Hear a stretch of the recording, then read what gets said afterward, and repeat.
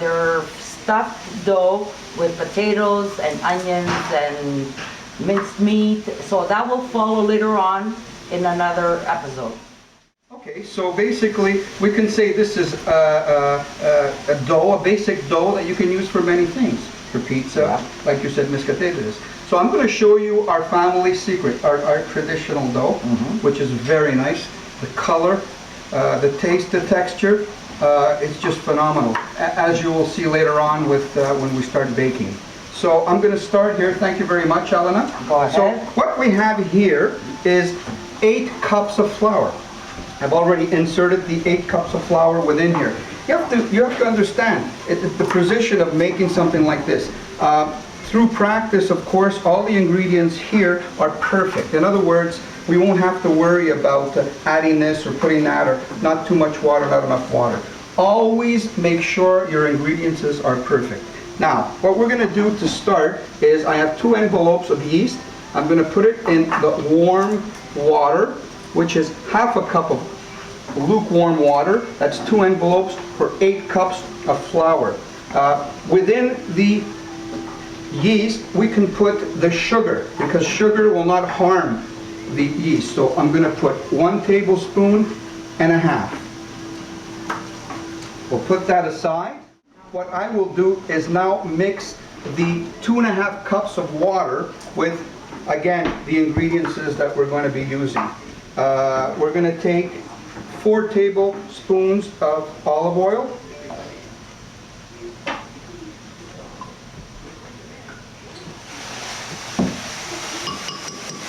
We're going to put 1 tablespoon and a half of salt. We're going to put approximately 2 tablespoons of tenderflake or Crisco. Setting up the mixer. It's always nice to have a mixer. You could always also use, here, get the appliance over here. We're going to put that inside. You can do it by hand, but it's preferable to get a mixer like this. So now that's ready. We're going to mount it. Okay. This mixer has 10 speeds. I used speed number 2. You cannot go more and less. You can do that, but you're better off at setting number 2. So if you have a mixer that has 6 settings, obviously you'd have to go to setting 1 or 2. I have 10 settings, so I'm going to go on setting number 2. I won't need this anymore. So now basically the yeast is starting to melt and starting to activate. They usually say 10 minutes, but even 5 or 6 minutes, 6 minutes to 10 minutes is good. You're going to mix the ingredients over here, which is the salt, the olive oil, and the tender flake or Crisco. So that's ready to go. So 2.5 cups of water and half a cup of water and yeast and sugar. And this here, what we have here, this is just preventive. Just in case we notice that there's not enough flour, there's always good to have this on the side. We have 8 cups of flour. So let me start the machine. Always start with the yeast mixture, very important. This way we'll make sure that it's everywhere. And you just play around. Put a little bit in the center, a little bit on the side.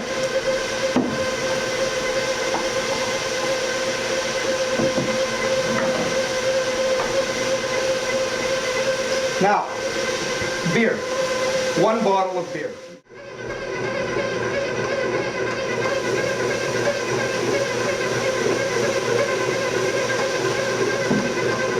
And now we're ready to add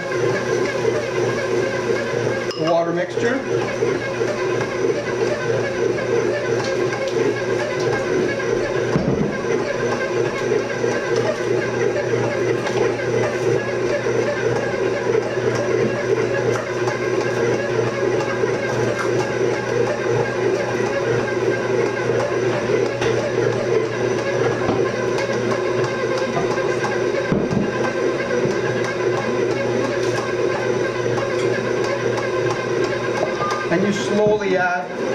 the water, so this way the machine will be able to mix everything properly. Now, like I said, these are precise measurements. Doing it so many times, basically, it gives you an advantage. Now, what I would do is put the safety glass on top here when you're doing this little trick. Now, it's always good, like I said, to add a little bit, just so that it gives the mixer an opportunity to pick up the dough.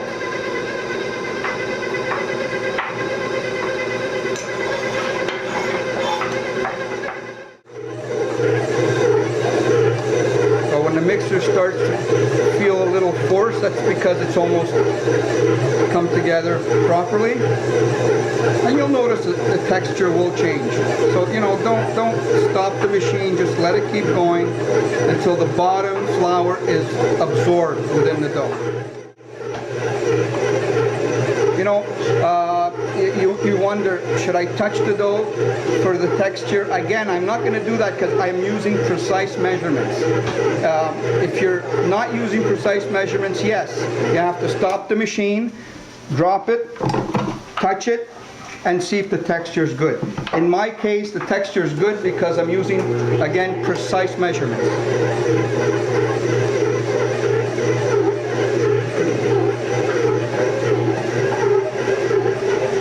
So basically that's it. I'm going to stop the machine. I'm going to drop the dough. I'm going to remove the apparatus. Take it up, and I'm just going to basically put it on the table. You take the dough, and you just basically, again, it looks easier. It looks easy, but it's not easy. But you're going to get used to it. So what I'm doing with the baby finger is I'm tucking the dough underneath like this. Okay? Now, a usual 16-inch pizza takes 2 cups of flour. So what I do is I take the center, I cut it,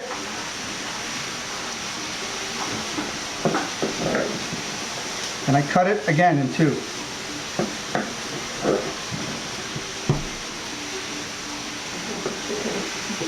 Then, take the dough, and I do the same movement that I did when it was solid. You can basically say I'm kneading right now, and putting everything together, making it look a lot more attractive. There we go. And we do that with all 4. So what I'm doing here, you got 4 large pizzas right here, folks. Yeah. Can't get more precise than that. At least all your pizzas are going to have the same thickness.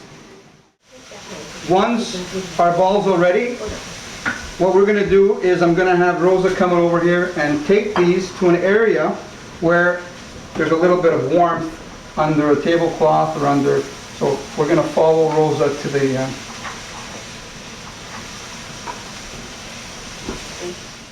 You see there, we made dough earlier, so that dough is starting to rise already. So I will just lay these 2 fresh doughs over here, and they will rise just like this.